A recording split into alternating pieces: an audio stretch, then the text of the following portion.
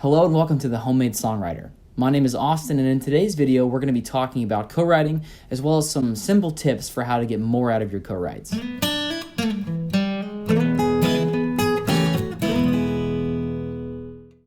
Now, for those of you who've been doing this for a while, you're probably already familiar with this term, but if you're new to songwriting, co-writing is exactly what it sounds like, when you write with another person or several other people. This can be done in person, which is probably the easiest and most efficient way of doing things, but you can also use video conferencing apps like Skype or FaceTime or Zoom calls, assuming that there's a global pandemic going on. If you're trying to make music professionally, this can be a great way to network as well as meet other artists and creatives in your area.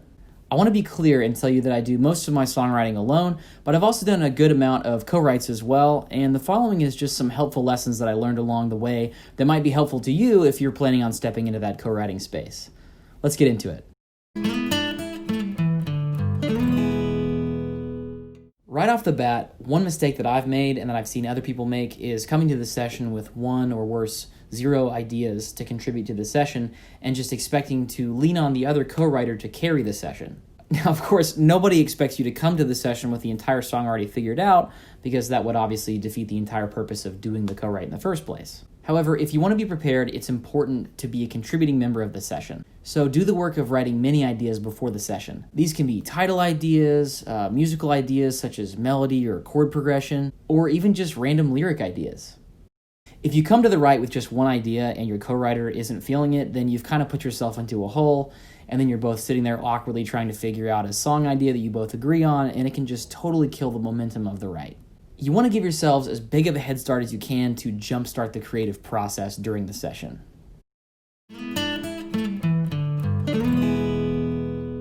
Tip number 2, get to know your co-writer before you jump in. This might seem kind of obvious, but I've made this mistake a few times where I've shown up to the write and just not had a huge amount of time, and so we've had to jump right into the write without having any time to build a relationship. And then as a result, the write, for the most part, was kind of forced and clunky. Whether you're writing with an old friend or somebody that you just met for the first time, be sure to spend some time getting to know them or catching up with them and just getting to know what's on their mind and heart. Just have a coffee or a snack before you dive into the write. So many of the best songs that I've written during co-writes have come out of this part of the session where somebody just said something that sparked some inspiration or phrased something in a way that just caught my attention, and because of that, we were able to transition into the write smoothly. Also, a big benefit of this is that it helps build trust. Trust is so important when you're sharing creative ideas and you're giving somebody else the opportunity to either validate or potentially crush those ideas. It's vulnerable, but if you trust the person you're writing with is a friend and on your side, there are 2 big advantages. 1, you learn how to say that you don't like an idea or redirect them in a way that doesn't hurt their feelings. And 2, you feel more comfortable and confident, sharing your own ideas without fear of getting your own feelings hurt. Tip number 3, hold on to your ideas loosely.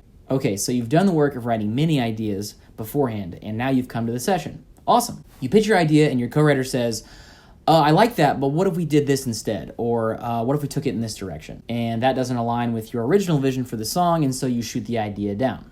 And then the momentum dies instantly. Suddenly the room is awkward, and you're trying to figure out some new idea you can both agree on, but you're both walking on eggshells. Trust me, no good song has ever been written on eggshells. So just try their ideas out. Go with it. To take a page out of the improv comedy handbook, respond with yes and, which of course means accepting their ideas and adding some of your own. That's what collaboration is all about, right? Don't be a steamroller of a co-writer. If you do that, then why even bother being a co-writer? If you hold your ideas so tightly that they're not allowed to move or change, then you're just going to wind up killing them.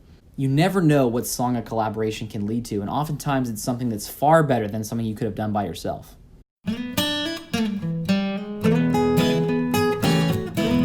Tip number 4, focus on what you're good at. Now, this one is going to require you to read the room and adapt. You want everyone there to be able to play to their strengths. Now, me personally, I'm not as strong of an instrumentalist as I am a melodist and a lyricist. So when I'm in a write, I tend to focus on the lyric side and the melody side. If your co-writer is a beautiful wordsmith, maybe you just focus more on melody and arrangement.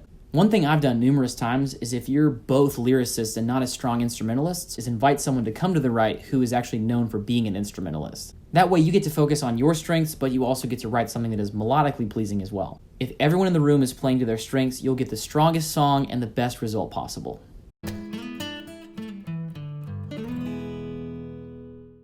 Tip number 5, you're not going to write well with everyone.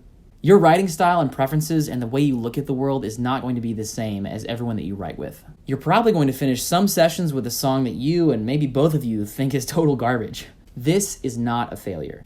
You finished the song, and you successfully collaborated, even if the song you wrote is never going to amount to anything. Why? Because you just became a better songwriter by 1, finishing a song, and 2, writing in a new way. You've stretched yourself creatively and you got to the finish line, so make that the goal. Finish. Now the good news is songwriting is not a high-stakes activity. If the song flops, then no one dies, which is good news for me because if they did, I would probably be on the FBI's top 10 most wanted list. You can shake hands, be friendly, and at least make a friend or a connection that you can possibly use again in the future. All right, that wraps up our co-writing tips for today. Question of the day, what is something that you found that really helps your co-writes go smoothly? Let us know in the comments below. Also, if you found value here, please like this video and subscribe for more content just like this. And if you're looking for a way to jumpstart your creativity, click the link in the description and we will send you a list of 30 free songwriting prompts to get you writing. If you're writing a song a day, that's enough songs for one whole month. Unless it's January, March, May, July, August, October, or December. But if it's February, that's enough to get you started with 2 songs for next month.